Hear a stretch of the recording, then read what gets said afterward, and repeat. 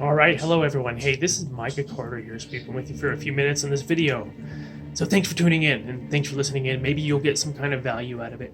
It's just to share some general concepts and sales training and marketing training that might help you to increase your own business in some ways.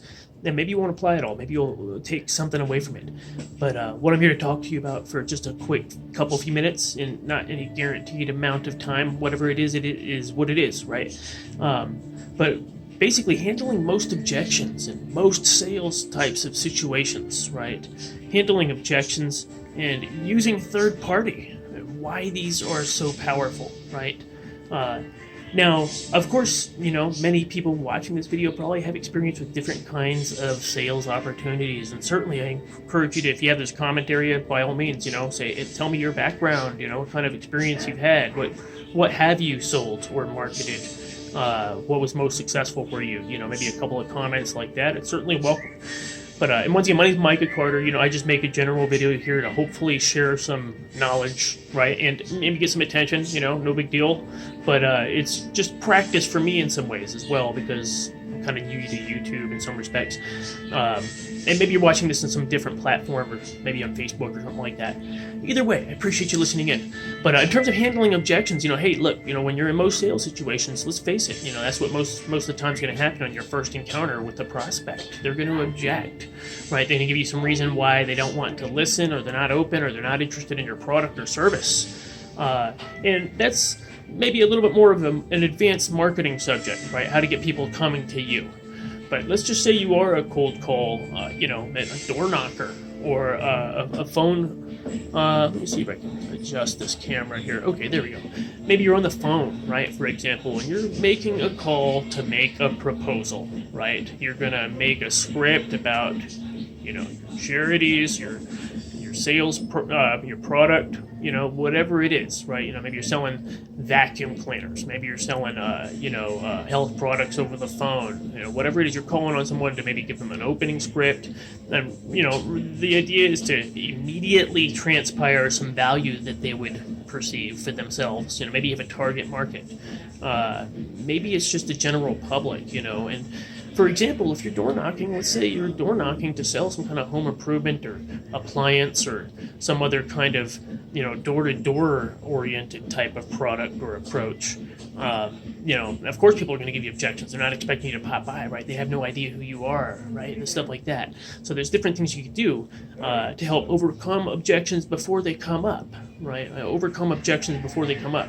Like maybe knowing the neighbors, a little bit and saying, hey, Miss Smith over there had recommended you or suggested that maybe you would want to take a look at some information, right? So, or I'm in a contest and your neighbor here participated and thought you might want to take a look, or we're out here doing a promotion where it's a special promotion, a rebate, a special discount, or we're in the area, we've done doing some work for your neighbors, or we've already helped your neighbors with a situation, and they just recommended you as someone who might want to take a look at this, and you're giving out some free information, you're promoting some kind of company contest. There's different reasons why you would be asking them, right, to share your proposal, right? Different reasons. Now, a lot of times they're going to give you objections like, oh, I don't have time for that, or I'm not interested in that, or we just took care of that, or, a lot of times we give their objections too much energy, right? Now, I'm not saying not to acknowledge the objections. I get it. That is a common philosophy in sales, and certainly there's a huge element of truth to that, right? You don't want to ignore an actual concern, right? Ignore a bogus concern, because that's what most objections are. They're mostly just a smokescreen. They're just a first veil.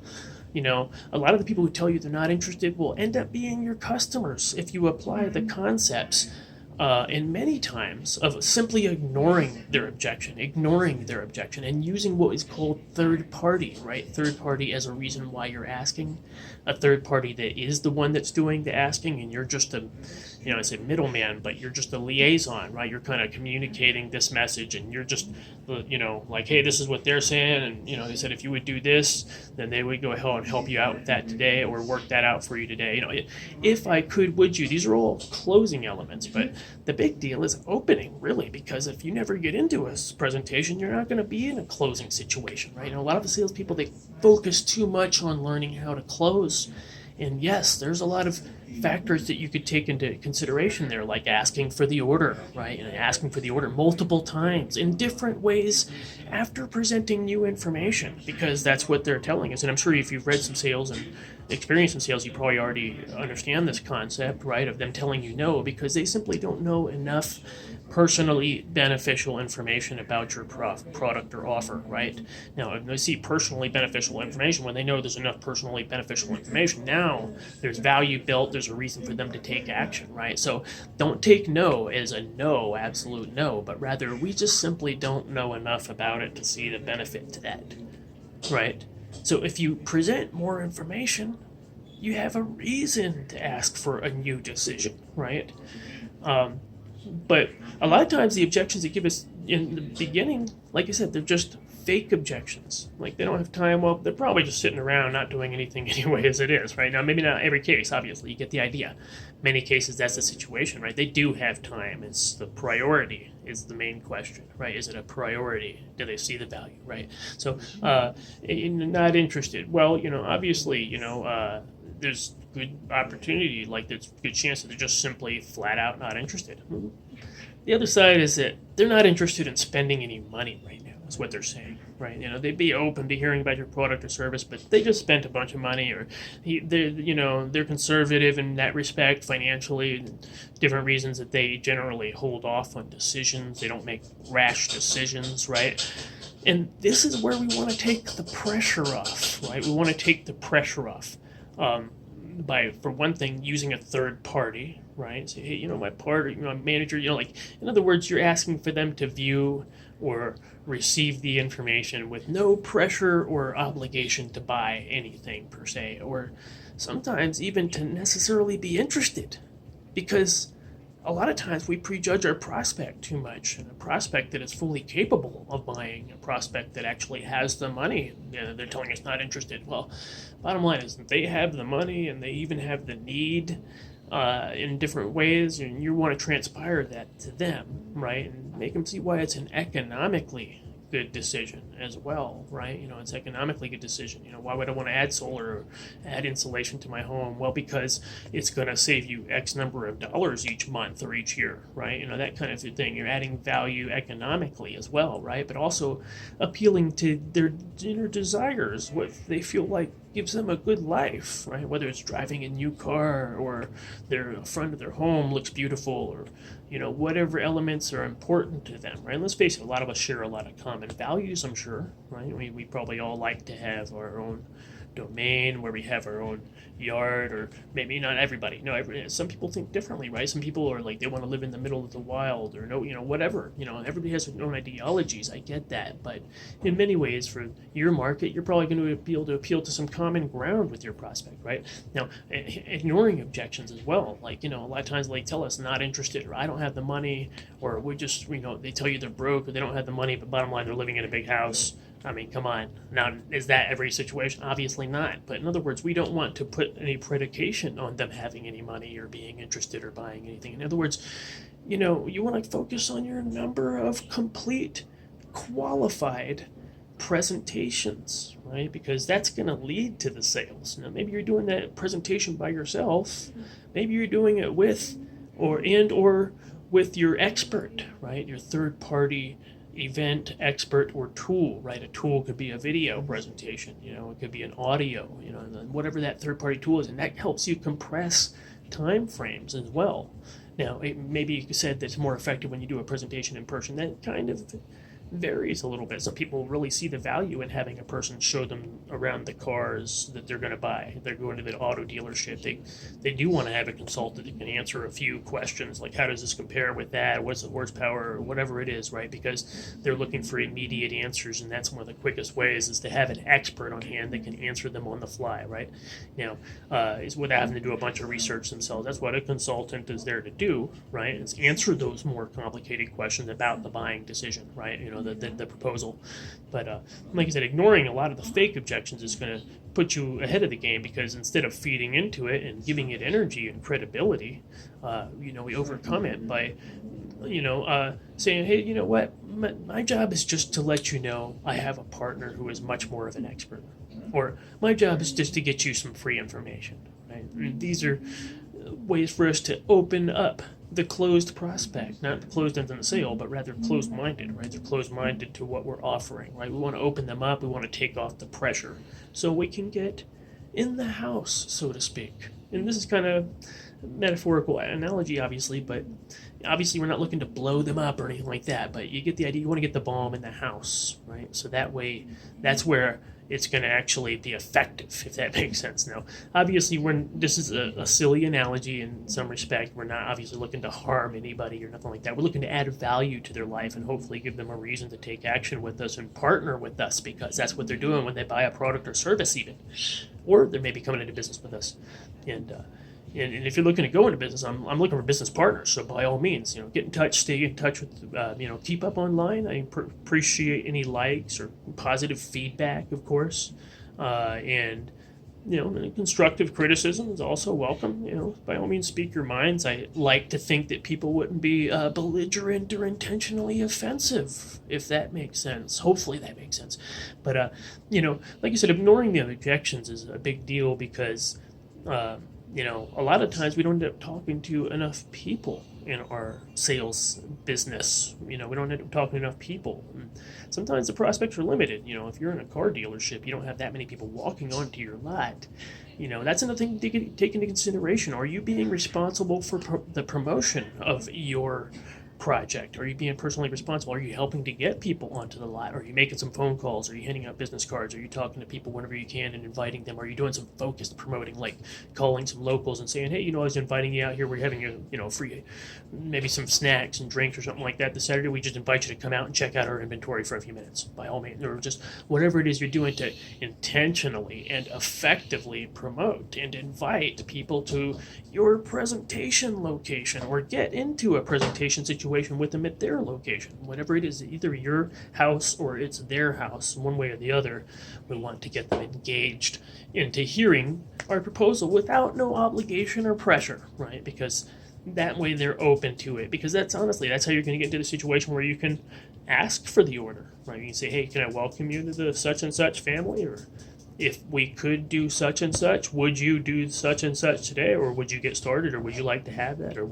could I welcome you to the, if we could, they give you an objection, hey, that down payment's too much, or whatever, say, well, if that was reasonable, would we be able to welcome you to the such and such family, right?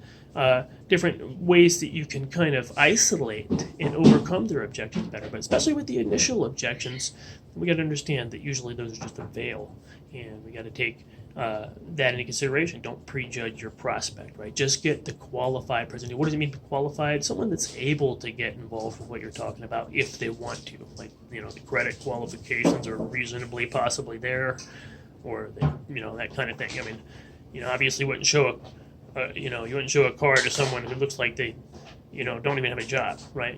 So, or whatever it is, right? Because that they have to have probably a certain level of financing and generally speaking, a qualified prospect is someone who is able to get what you want if they wanted to. Doesn't mean that they necessarily want to, but it does mean that they could if they wanted to.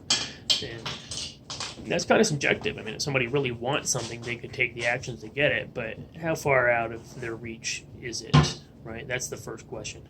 So, but like I said, the main thing is going back to, once again, my name is such and such. My job is to let you know I have a partner who's much more of an expert. Or my job is just I have to do the 3 more of these today. I have to do 3 more overviews, or I have to share this information with 3 more people today because I'm in a contest, or I'm trying to be our top, associate or rep, and I have to have 60 of these for the month, and or as part of my goal for this month is to do 60 of these. If it's just a personal goal, that's the reason why you're asking. There's nothing wrong with that, right? So just say, hey, look, I'm trying to get 60 of these overviews, and that helps me to be the top person in our office or region. I'm trying to work towards this goal. They like that. Many people will admire that, right? And they'll say, oh, yeah, sure, why not? And they'll realize that really you are ultimately thinking about that as your main goal, because that's what leads to sales. And that's what leads to sales, right? More presentation, more complete presentations. So anyway, hopefully these ideas help, and certainly encourage you to catch up. Maybe I have a couple of other videos or some other videos that are coming up possibly, but certainly encourage you to like and follow and share. Maybe you have a sales team that would benefit from a couple of the elements of what we're talking about. Like it said in this case here, using third party and not acknowledging fake objections, right? Gauge the objection. Does it really sound authentic? Is it an actual condition? Is it a real condition that can't just be overcome? Like, there's an illness going on right now, or, so like they just had an accident. Those are conditions that we just, we don't have much control over, right? And maybe even any control. So will they recognize it as a condition? Is it a real objection?